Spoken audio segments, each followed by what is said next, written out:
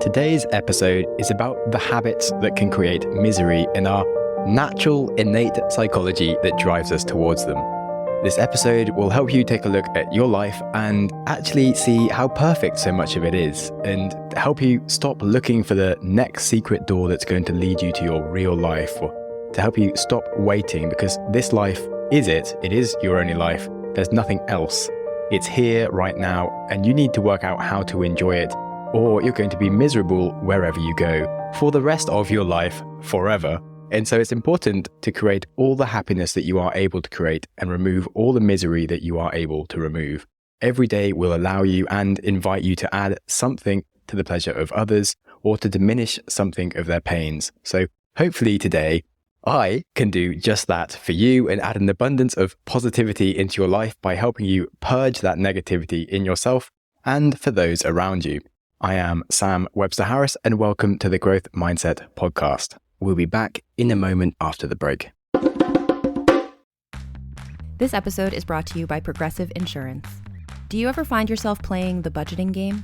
Shifting a little money here, a little there, and hoping it all works out?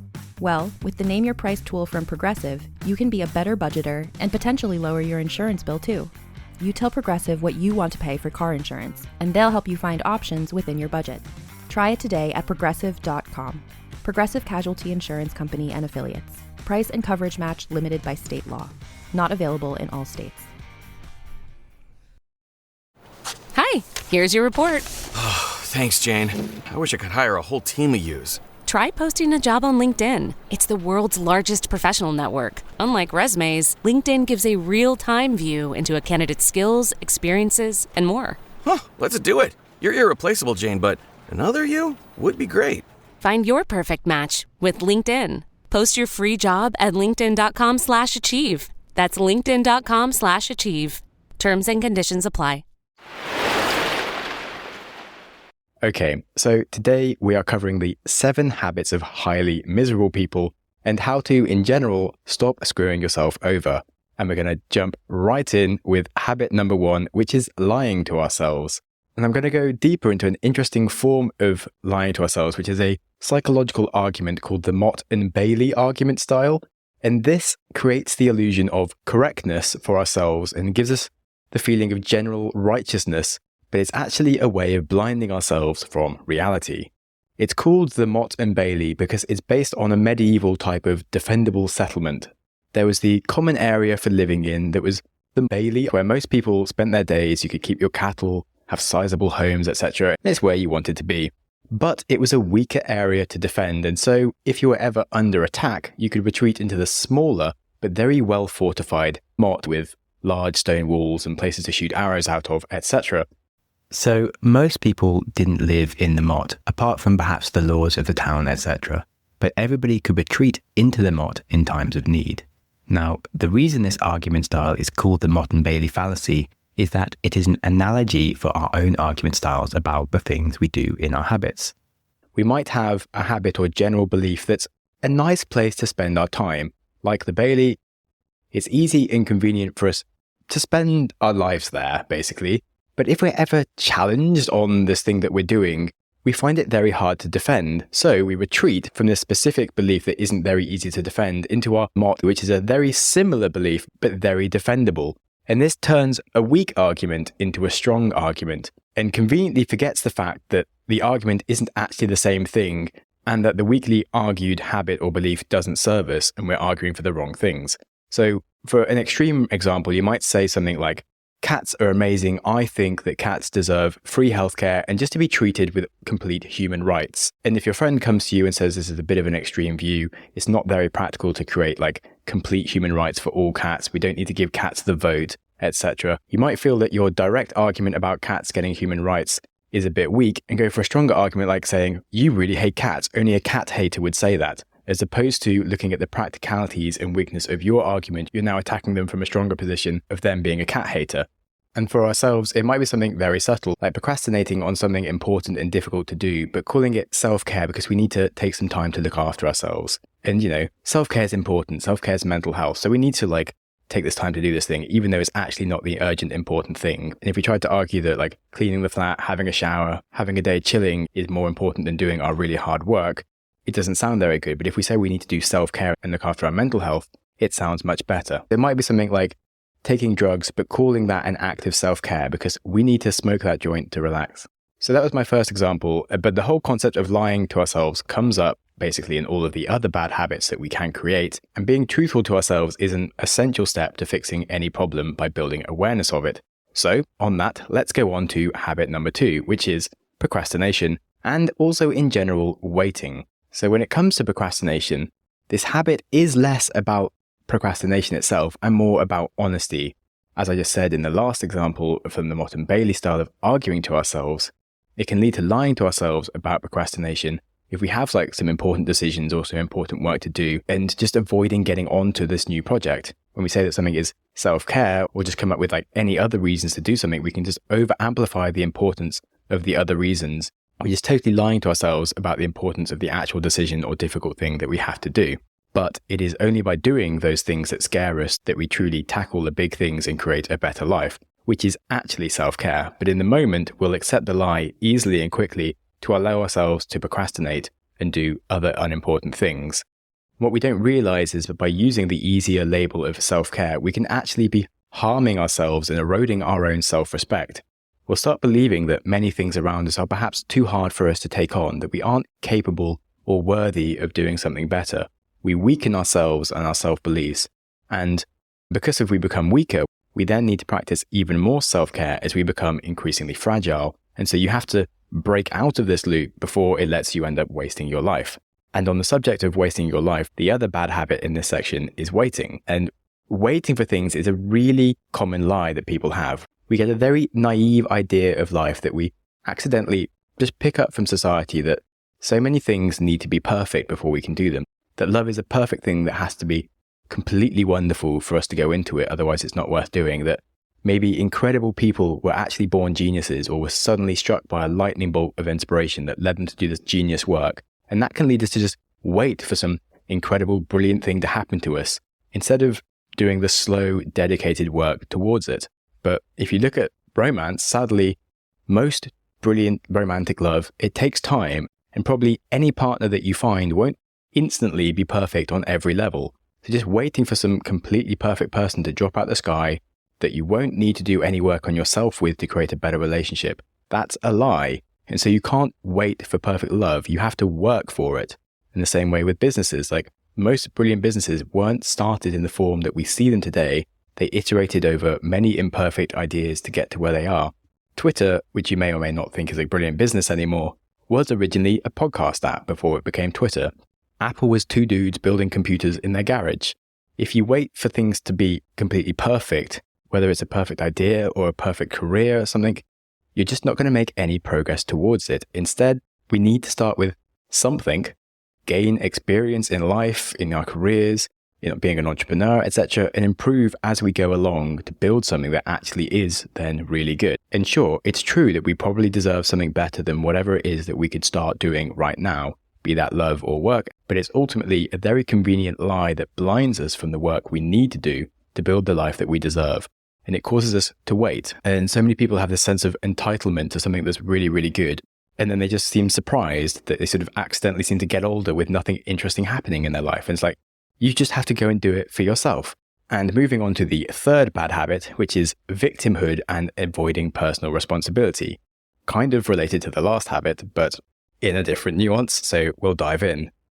Lemony Snicket said that oftentimes when people are miserable, they will want to make other people miserable too, and it never helps them. And yes, negativity not only brings you down, but it also brings down those around you. When we constantly dwell on negative aspects of life, including perhaps our past mistakes, perceived injustices, or potential future problems, they can perpetuate a sense of victimhood and just hopelessness for ourselves. Negativity can overshadow any positive experiences and opportunities, and will often lead you to missing out on the opportunities that they just seem to fall into the laps of other positive people. And it's not that these positive people get given more opportunities, it's that they see them positively and take them instead of seeing potential threats or negativity everywhere. And if you see lots of things to complain about everywhere and you can't list lots of positive things in your life, if you feel like often people are trying to make you see the more positive sides of life, then you are probably being overly negative. And it's like a hard truth to accept. There's no point lying to yourself about it. And you do need to start taking personal responsibility for that, which is that negativity tends to cause a lack of personal responsibility. When you habitually blame external factors or other people for your problems and your failures in life, by doing that, instead of taking personal responsibility and ownership of any situation, you actually make things worse for yourself. Yes, it's convenient for your ego to shift blame externally and maybe blame like how you were brought up, past traumas, or perhaps the culture where you live, or issues in the economy, or perhaps the lack of opportunities in your field of work. Those might all be issues and things that could be blamed, but it's not going to help you move forwards. When you blame everything around you, it means you give away control. You remove your ability to do something about your problems and say that they're all caused by something else that you can't control. And that means nothing changes. All those problems you have around you stay there. You can complain about them all you want, but they won't change and your life will still have the problems that you currently have. Not taking personal responsibility prevents you from learning how to deal with, prevents growth, and just leads to a feeling of powerlessness over one's life and won't get you anywhere. So, as Jocko Willink always says, just take complete ownership of everything and be responsible for your success instead of finding excuses that you can blame. And now on to habit number 4. That is money and our money story. As Daniel Kahneman said, that money does not buy you happiness, but a lack of money certainly buys you misery. And by not keeping yourself in control of money, it prevents you from doing what you want in life. It creates constant anxiety and cuts you off from a lifestyle that you want or opportunities that you would like to take. I dove quite deeply into some of the bad habits in money in my episode 14 Habits Keeping You Poor last year. But in general, just looking at a wider view of the money stories that we grow up with is perhaps one of the most important factors that drive the different habits that we have. If money became a source of arguments and conflict in your past, or your parents maybe weren't very good with money, it can be something that has a negative association for you. It can lead to people spending money to actually kind of get rid of it, because the concept of running out of money without them controlling it stresses them out more than if they control how to run out of money by spending it all, which sounds absurd, but it's a self-fulfilling problem that gives people a sense of control back, but obviously screws things over for them. Equally, the opposite problem can also be true. Some people can be so protective about money that they save so religiously that they actually never spend their money in a way that they can enjoy it, and they can't practically use that money to afford in their life any more luxurious choices, whether that means buying some nicer stuff or taking more holidays, looking after their mental health, for example, or perhaps even going into like a less well-paying career when they've achieved their sort of monetary success that they actually need, because they're so worried about constantly saving that they can't actually make that choice to work on something that they care about. That is also a disaster for your general overall life happiness. Another issue around money is that we can just take on the money story of those around us.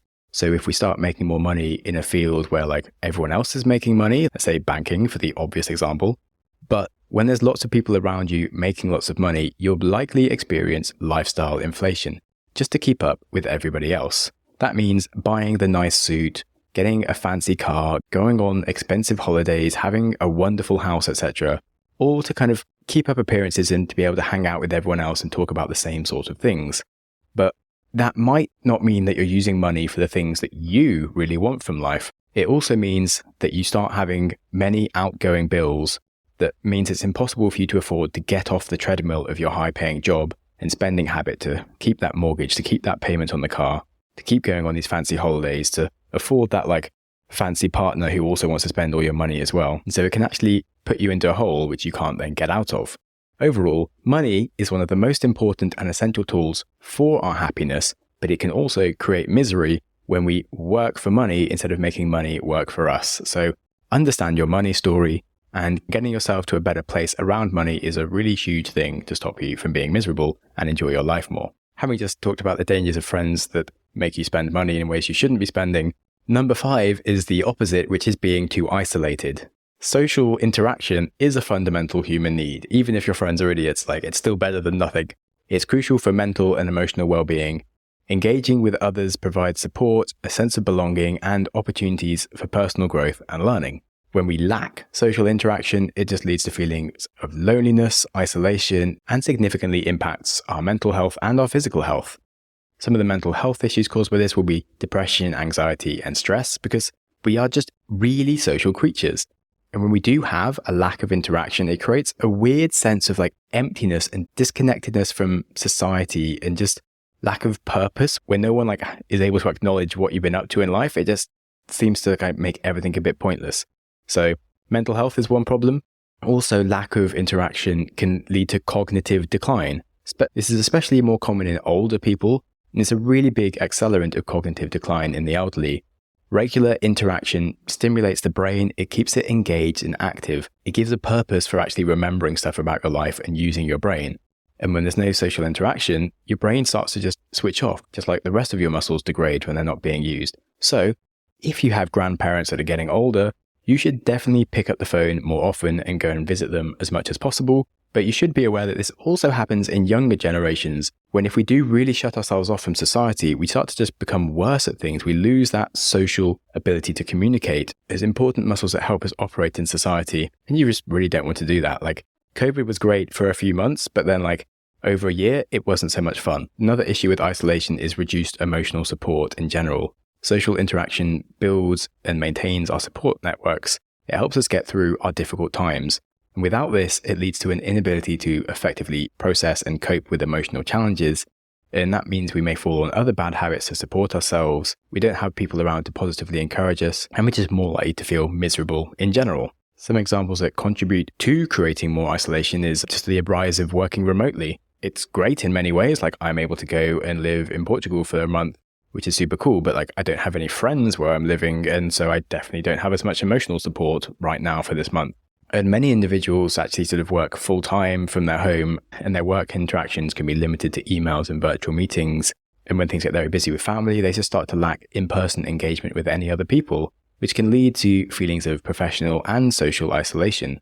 Again, last year I actually found it really hard when I moved to Amsterdam because I do work entirely online, had no reason to meet anyone there, which did make it harder for me to build a social circle compared to when you're at university or you have a job where you meet people all the time. So you do have to go out of your way and like join different clubs, find a place to do co-working where you can actually start meeting people and build some friendship groups if you're going to be somewhere any longer than a month. Another area that causes isolation is just ignoring social interactions due to having anxiety or low mood.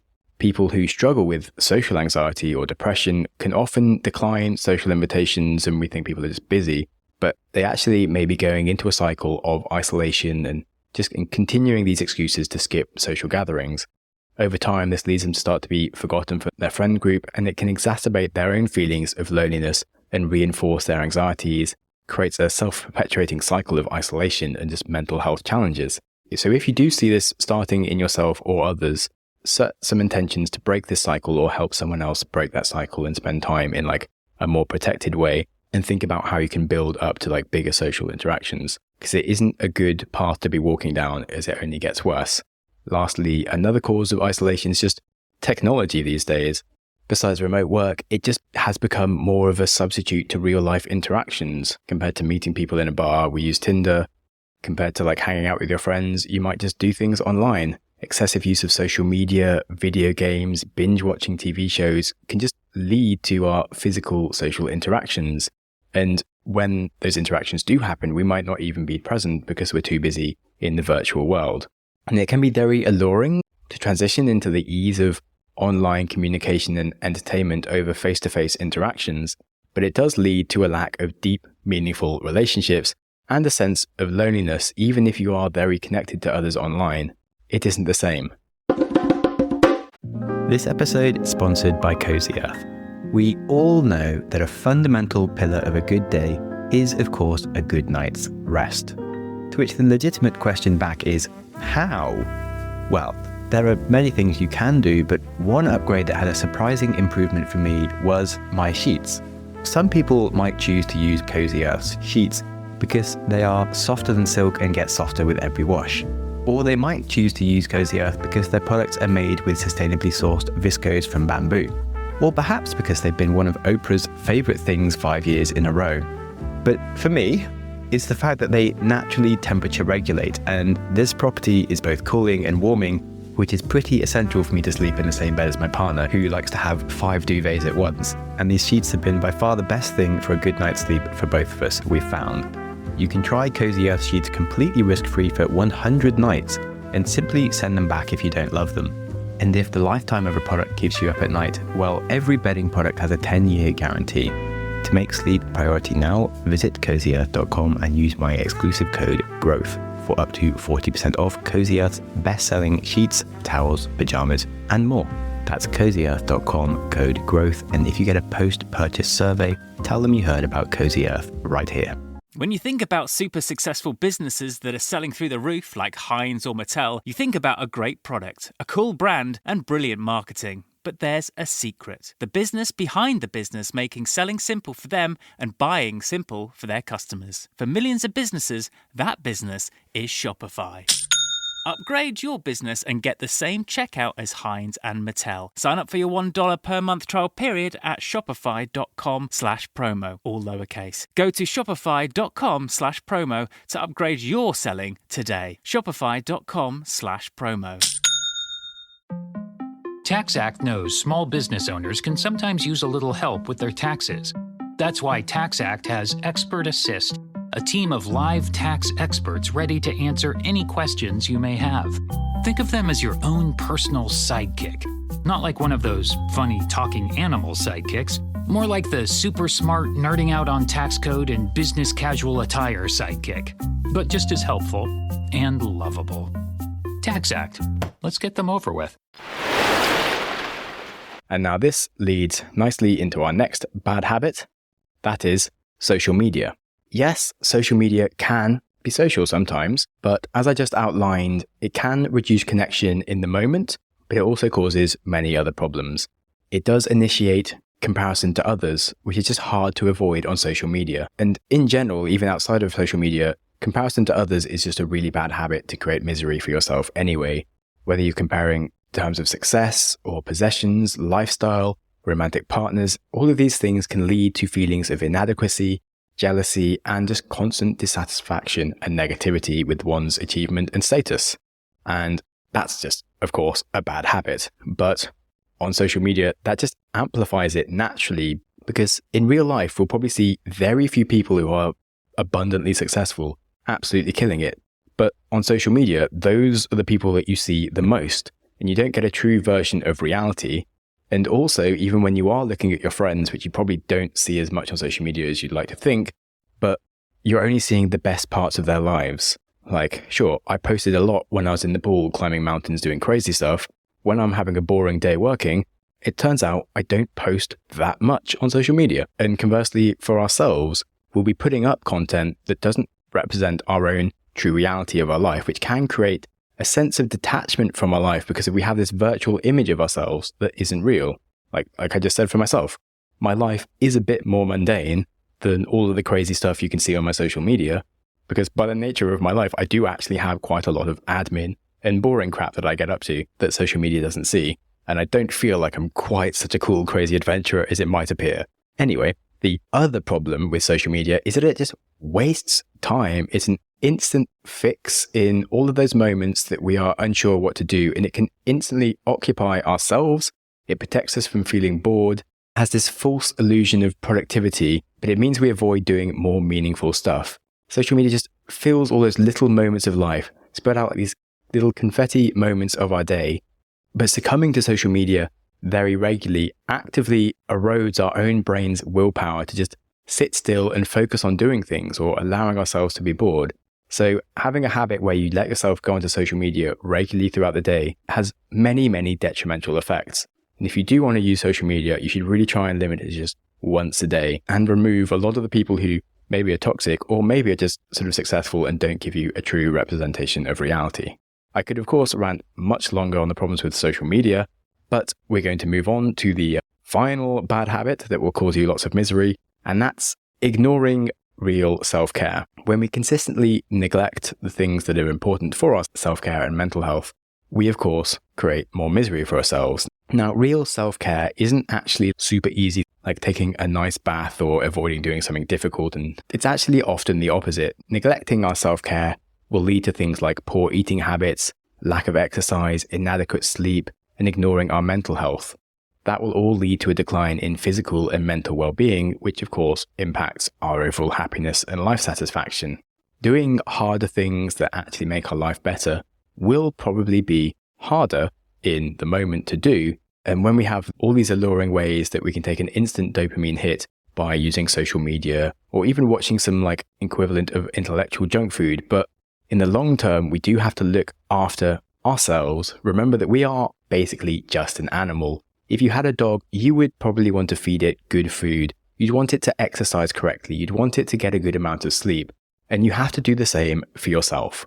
It's a lie to say that you're giving yourself self-care by not bothering to do the hard work, ordering a takeout instead of cooking real food, not doing any exercise and instead sitting on a sofa. Like, that is not self-care. Another thing that I should definitely mention on the subject of lying to ourselves around self-care is drugs. It's easy to get into drugs because they can sometimes help us with things. And perhaps the first time you smoke weed, it sort of really relaxes you and it can help you deal with certain traumas and other problems in your life. And it can feel like you are doing self-care. But when you start to rely on it as a regular thing, it can be really bad. Sure, even if it gives you relief from things like social anxiety or creating detachment from your problems, disconnecting from your past, these seem really alluring. And when you start taking drugs, it can definitely feel like a net positive thing. But when you do rely on it, it does quickly turn into an overall net negative thing. However, we can maintain the lie that the drugs are good for us. In fact, it can feel really confusing because you'll feel like your life is difficult or getting worse, but you'll have learned that drugs were a good thing. You know that they helped you with these things, so you keep taking the drugs. But the problems are still there afterwards, and we just feel like more drugs must mean more happiness and less problems. Yet, of course, that's not what happens. Sure, we've been told by society that drugs are bad, but we feel like we've learned something different, like it's our secret that even though people say drugs are bad, we've discovered that they can be good, so everyone else is wrong and we'll just keep taking more. But yes, eventually you'll reach a point where it either gets so bad that you do finally have to stop and have a big self-realization moment, or you might find like a stasis point where you just sort of manage to take them every day and become like just a general addict.